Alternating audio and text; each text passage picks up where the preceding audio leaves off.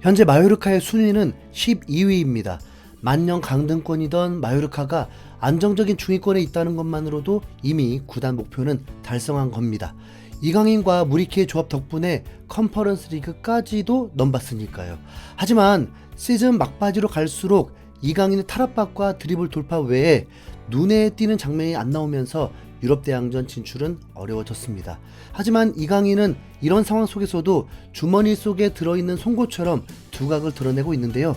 리그에서만 6득점과 4도움으로 최초로 공격 포인트 10개를 달성하면서 한국 축구 역사에 이름을 올렸습니다. 이런 눈부신 활약을 바탕으로 이강인은 아직 시즌이 끝나기도 전에 여러 빅클럽과 이적설이 돌고 있고, 스페인 현지에서도 이강인의 이적을 거의 기정사실로 받아들였습니다. 현지 매체인 풋볼 게스트 마요르카는 이번 시즌 마요르카를 떠나게 될 6명의 이적 명단을 소개했는데 이강인의 이름도 포함되어 있었습니다. 이강인의 이적은 아주 뼈아픈 손실이다.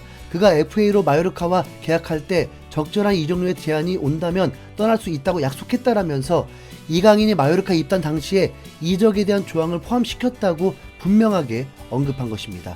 스페인의 또 다른 매체인 아스도 아틀레티코 마드리드는 여름 이적 시장 첫 목표인 이강인을 영입하기 위해 바이아웃 금액을 지불할 준비를 마쳤다라면서 이강인을 다른 클럽에 뺏기지 않으려고 바이아웃인 1,700만 유로보다 높은 2,000만 유로까지 지불할 거라는 의미심장한 예상을 했죠.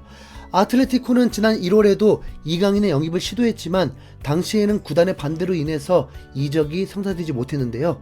이강인의 영입을 2번이나 실패하는 건 용납할 수 없다는 생각으로 이번에는 통 큰 제안을 할 것 같습니다. 발렌시아에서 쫓겨나듯이 FA로 마요르카에 합류한 이강인은 이적료로만 300억가량을 마요르카에게 안겨주는 셈인데 그 자체만으로도 뭔가 뭉클합니다.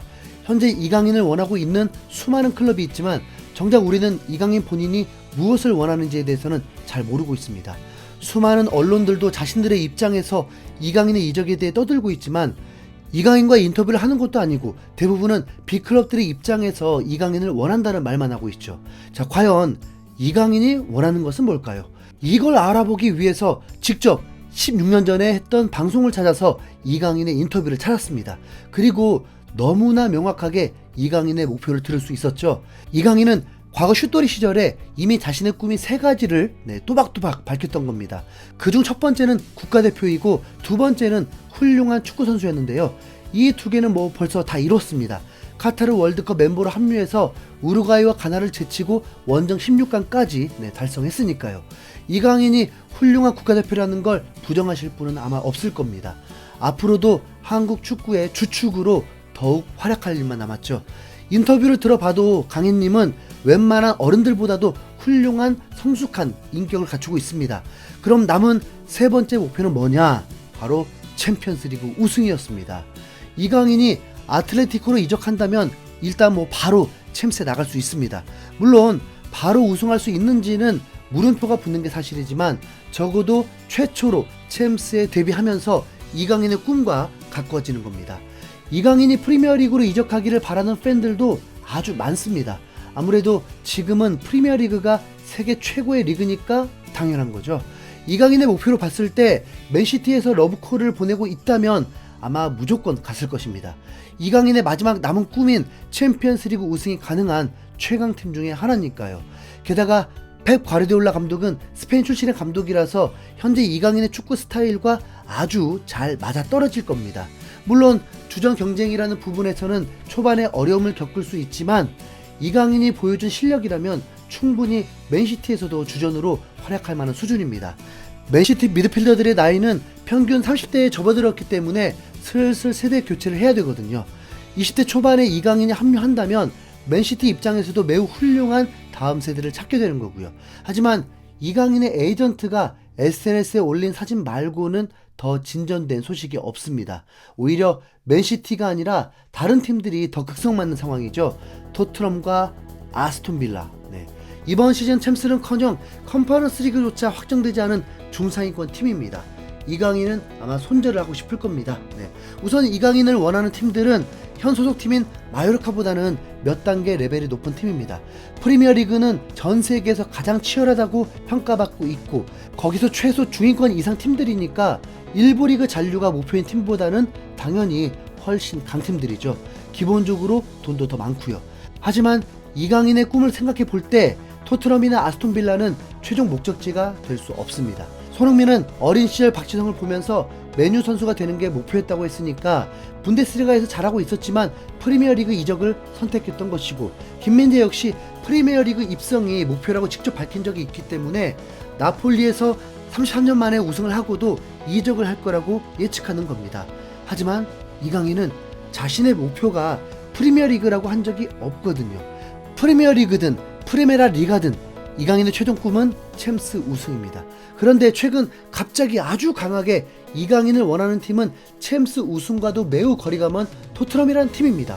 영국 매체인 팀토크에서는 다니엘 레비 토트넘 회장이 한국의 놀라운 재능이자 스페인 마요르카의 공격수인 이강인 영입을 노린다면서 레비가 직접 이강인을 찍었다는 무시무시한 소식을 전했고, 스페인 매체인 아스 또한 토트넘은 올여름 이강인을 데려가기 위해 아틀레티코 마드리드와 싸울 준비가 됐다라면서 토트넘이 이강인 영입 전에 적극적으로 뛰어들었다고 했습니다. 또 다른 매체인 문도 데포르티보 역시 레비 회장이 케인의 이적을 막기 위한 하나의 수단으로 이강인의 영입을 약속했다라면서 매우 걱정스러운 보도를 했습니다. 당연히 토트넘의 입장에서는 이강인이 온다면 땡큐죠. 몸값은 스킵이나 사르 수준인데 실제 실력은 훨씬 더 뛰어나고 나이는 아직 22살밖에 안 되다 보니 레비가 눈 돌아갈 만합니다. 그토록 원하던 창의적인 선수가 저렴한 이적료의 나이까지 어리니까 완전 종합 선물 세트가 될 겁니다. 그러나 이강인의 토트넘 이적은 절대 반대입니다.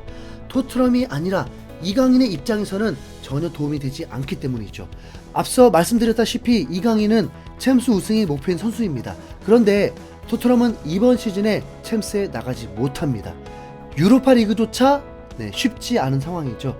그런데 이강인이 굳이 1년을 낭비해야 될 이유가 없습니다.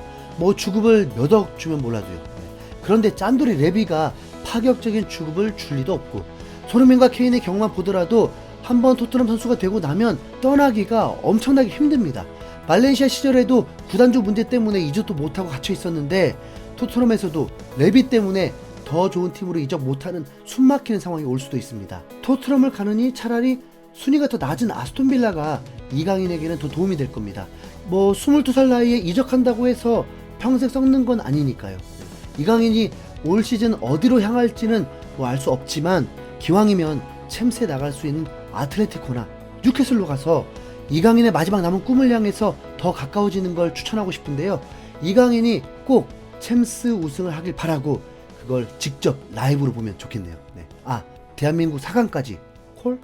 이상 흰수염고래였습니다. 감사합니다.